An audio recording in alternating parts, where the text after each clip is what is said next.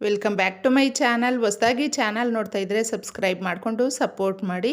ಸಚ್ಚಿದಾನಂದ ಸಾಯಿನಾಥ್ಗೆ ನಮಸ್ಕಾರ ಮಾಡುತ್ತಾ ಸಾಯಿನಾಥರ ಅನುಗ್ರಹ ಎಲ್ಲರ ಮೇಲೂ ಇರಲಿ ಅಂತ ವಿಡಿಯೋ ಪ್ರಾರಂಭ ಮಾಡ್ತಾ ಇದ್ದೀನಿ. ಸ್ನೇಹಿತರೆ, ದಿನದಲ್ಲಿ ನಮಗೆ 2 ಸಮಯ ಅನ್ನೋದು ಅತ್ಯದ್ಭುತವಾಗಿರುತ್ತೆ. ಈ 2 ಸಮಯಗಳಲ್ಲಿ ನಾವು ತುಂಬಾ ಬೆಳಗ್ಗೆ ಎದ್ದಾಗ ಆ ಒಂದು ನಿಮಿಷಗಳು ಅನ್ನೋದು ತುಂಬ ಪ್ರೀಶಿಯಸ್ ಆಗಿರುತ್ತೆ, ತುಂಬ ಅದ್ಭುತವಾಗಿರುತ್ತೆ. ನಮ್ಮ ಜೀವನದ ದಿಕ್ಕನ್ನೇ ಬದಲಿಸುವಂಥ ಅತ್ಯದ್ಭುತವಾದ ಶಕ್ತಿಯುತವಾದ ಸಮಯ. ಈ ಸಮಯಗಳಲ್ಲಿ ನಾವು ಈ ರೀತಿ ಏನು ಒಂದು ಪೂಜೆ, ವ್ರತ, ಮಂತ್ರ, ಜಪ ಇದ್ಯಾವುದೂ ಇಲ್ಲದೆ ಆರಾಮಾಗಿ ನೀವು ಬೆಳಗ್ಗೆ ಎದ್ದ ಕೂಡಲೇ ಈ ರೀತಿ ಮಾಡಿಕೊಂಡ್ರೆ ಸಾಕು. ಹಾಗೂ ಸಾಧ್ಯವಾದರೆ ಈ ಮಂತ್ರವನ್ನು ಕೂಡ ಹೇಳಿಕೊಂಡ್ರೆ ನಮ್ಮ ಮನಸ್ಸಿನ ಇಚ್ಛೆಗಳು ನೆರವೇರುವಂಥದ್ದು. ಸಾಕಷ್ಟು ಲೈಫಲ್ಲಿ ಅಚೀವ್ ಮಾಡೋದಕ್ಕೆ ಎಷ್ಟೋ ಜನ ಒದ್ದಾಡ್ತಾ ಇರ್ತಾರೆ. ಏನು ಮಾಡಬೇಕು ಅಂತ ಕೆಲವೊಬ್ಬರಿಗೆ ಒಂದು ಗುರಿ ಅನ್ನೋದು ಕಾಣಿಸಿರೋದಿಲ್ಲ. ಇನ್ನೂ ಕೆಲವೊಬ್ಬರಿಗೆ ಗುರಿ ಅನ್ನೋದು ಇರುತ್ತೆ, ಅದನ್ನು ಯಾವ ಥರ ನಾವು ಸಕ್ಸಸ್ ಮಾಡ್ಕೊಳ್ಬೇಕು ಅನ್ನೋದು ಗೊತ್ತಾಗೋದಿಲ್ಲ.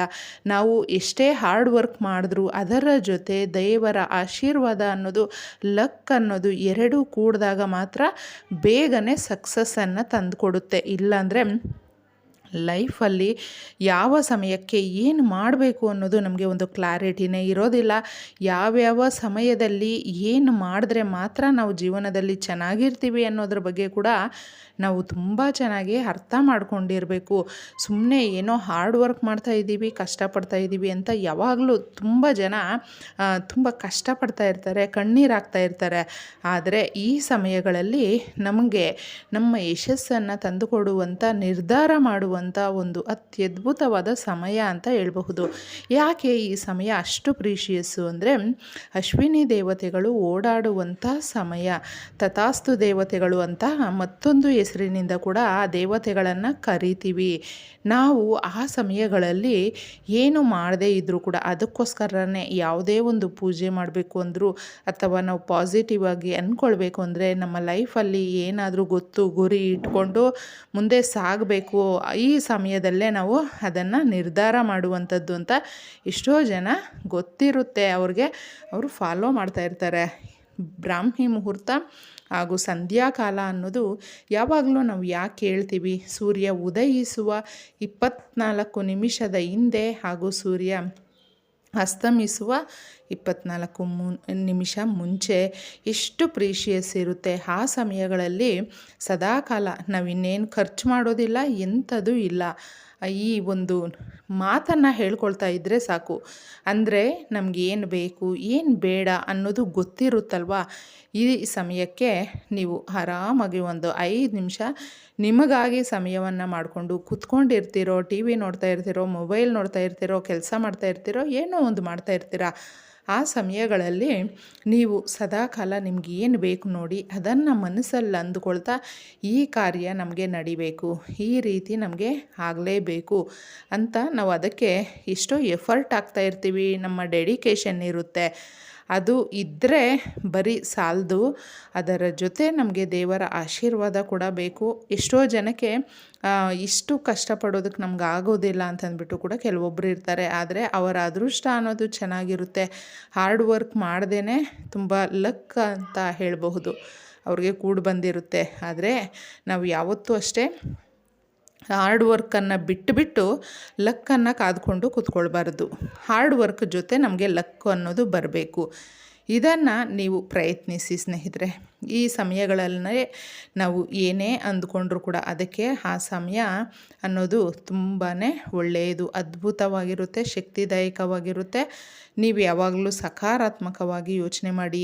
ಏನು ಸಂಜೆ ಆಗಿದೆ, ಲೈಟ್ ಆಗ್ತಾ ಇದ್ದೀವಿ, ಇಂಥ ಸಮಯಗಳಲ್ಲಿ ನೀವೇನು ಈ ಮಾತುಗಳು ಮಾತಾಡ್ತಾ ಇದ್ದೀರಾ ಅಂತ ನಮ್ಮ ಹಿರಿಯರು ಹೇಳ್ತಾರೆ ನೋಡಿ. ಅಥವಾ ಬೆಳಗ್ಗೆ ಎದ್ದ ಕೂಡಲೇ ಏನು ಈ ಥರ ಮಾತಾಡ್ತಾ ಇದ್ದೀರಾ ಅಂತ. ನಾವು ಬೆಳಗ್ಗೆ 7 ಗಂಟೆಗೆ ಎದ್ದೇಳ್ತೀವಿ ಅಥವಾ 8 ಗಂಟೆಗೆ, 10, 11 ಗಂಟೆಗೆ ಎದ್ದೇಳ್ತಾ ಇದ್ದೀವಿ.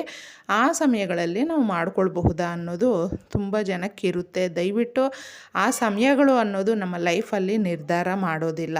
ಏನೇ ಒಂದು ನಮಗೆ ಅರ್ಲಿ ಮಾರ್ನಿಂಗ್ ಬ್ರಾಹ್ಮಿ ಮುಹೂರ್ತ ಅನ್ನೋದು ಇರುತ್ತೆ ನೋಡಿ, ಅದು ಎಷ್ಟು ಪ್ರೀಶಿಯಸ್ ಆಗಿರುತ್ತೆ. ಆ ಸಮಯಗಳಲ್ಲಿ ಆಗದೇ ಇದ್ದರೂ ಕೂಡ ಸೂರ್ಯ ಉದಯಿಸುವ 24 ನಿಮಿಷದ ಹಿಂದೆ ಇದನ್ನು ಹೇಳಿಕೊಂಡ್ರೆ ಸಾಕಾಗುತ್ತೆ. ನಮಗೆ ಕ್ಯಾಲೆಂಡರಲ್ಲಿ ಇರುತ್ತೆ ಪ್ರತಿನಿತ್ಯ ಉದಯಿಸುವುದು, ಸನ್ಸೆಟ್ ಸನ್ರೈಸ್ ಎರಡೂ ಕೂಡ ಇರುತ್ತಲ್ವ. ಅದನ್ನು ನೋಡಿಕೊಂಡು ನೀವು ಮಾಡಿಕೊಂಡ್ರೆ ಸಾಕಾಗುತ್ತೆ. ಏನೂ ಇಲ್ಲ, ನಾವು ಖರ್ಚು ಮಾಡೋದೇನೂ ಇಲ್ಲ. ಬೆಳಗ್ಗೆ ಎದ್ದೇಳ್ತೀವಿ, ಎದ್ದ ತಕ್ಷಣ ಹರಿಬರಿ ಅಂತಂದ್ಬಿಟ್ಟು ನಾವು ಎದ್ದು ಓಡ್ತೀವಿ ಅಷ್ಟೇ. ಆದರೆ ಆಗ ಒಂದು 5 ನಿಮಿಷ ಸ್ನೇಹಿತರೆ ನಿಮ್ಮ ಕೈಗಳನ್ನು ಚೆನ್ನಾಗಿ ರಬ್ ಮಾಡಿಕೊಂಡು ನಿಮಗೆ ಬೆಳಗ್ಗೆ ಹೇಳಿಕೊಳ್ಳುವ ಮಂತ್ರಗಳಿದ್ದರೆ ಹೇಳ್ಕೊಳ್ಬಹುದು.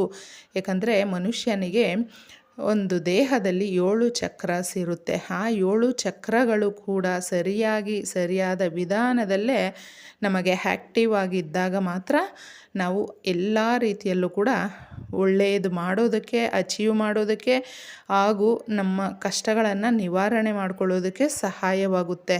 ಅದಕ್ಕೆ ನೀವು ಬೆಳಗ್ಗೆ ಎದ್ದಾಗ ಒಂದು 2 ನಿಮಿಷನಾದರೂ ಜ್ಞಾನ ಮುದ್ರೆ ಇದನ್ನು ಎದ್ದ ಕೂಡಲೇ ಮಾಡಿಕೊಳ್ಬಹುದು. ಜ್ಞಾನ ಮುದ್ರೆಯನ್ನು ಹಾಕಿದ್ರೆ ತುಂಬಾ ಚೆನ್ನಾಗಿರುತ್ತೆ. ಅದನ್ನು ಹಾಕಿದಾಗ ಹಾಗೆ ನಮಗೆ ಅಶ್ವಿನಿ ದೇವತೆಗಳ ಆಶೀರ್ವಾದ ಸಿಗೋದಕ್ಕೆ ಅಶ್ವಿನಿ ದೇವತೆಗಳನ್ನು ಮನಸ್ಸಲ್ಲಿ ನೆನೆಸ್ಕೊಳ್ತಾ ಈ ಮಂತ್ರವನ್ನು ಹೇಳಿಕೊಂಡು ನಿಮ್ಮ ಕೋರಿಕೆಗಳಿರುತ್ತಲ್ವ, ಮದುವೆ ಆಗೋದು ಇರಬೇಕು ಅಥವಾ ದುಡ್ಡು ನಾವು ಜಾಸ್ತಿ ಸಂಪಾದನೆ ಮಾಡಬೇಕು, ಮನೆ ಕಟ್ಟಬೇಕು, ಹೊಸ್ದಾಗಿ ಏನಾದರೂ ನಾವು ಶುರು ಮಾಡಬೇಕು, ಎಕ್ಸಾಮ್ ಬರಿಬೇಕು, ಈ ಥರ ಫ್ಯೂಚರ್ಗೆ ಒಳ್ಳೆ ಬುನಾದಿ ಹಾಕೋದಕ್ಕೆ ಏನಾದರೂ ಅಂದುಕೊಂಡಿರ್ತೀರಲ್ವ, ಅವರು ಓಂ ಅಶ್ವಿನಿ ದೇವಿಯೇ ನಮಃ, ಓಂ ಅಶ್ವಿನಿ ದೇವಿಯೇ ನಮಃ ಈ ರೀತಿ 108 ಬಾರಿ ಹೇಳ್ಕೊಳ್ಳಿ. ಅಥವಾ ನಿಮಗೆ ಸಮಯ ಇಲ್ಲ ಅಂದರೆ ಇನ್ನೂ ಕಡಿಮೆ ಹೇಳ್ಕೊಳ್ಬಹುದು. ಅಥವಾ 48 ಬಾರಿ, 21 ಬಾರಿ, 11 ಬಾರಿ ಈ ರೀತಿ ಹೇಳ್ಕೊಳ್ಬಹುದು. ಆಕಾಶ ಮಾರ್ಗವಾಗಿ ಪ್ರತಿನಿತ್ಯ ಬೆಳಗ್ಗೆ ಹಾಗೂ ಸಂಜೆ ಅಶ್ವಿನಿ ದೇವತೆಗಳು ಓಡಾಡುವಂಥ ಸಮಯ.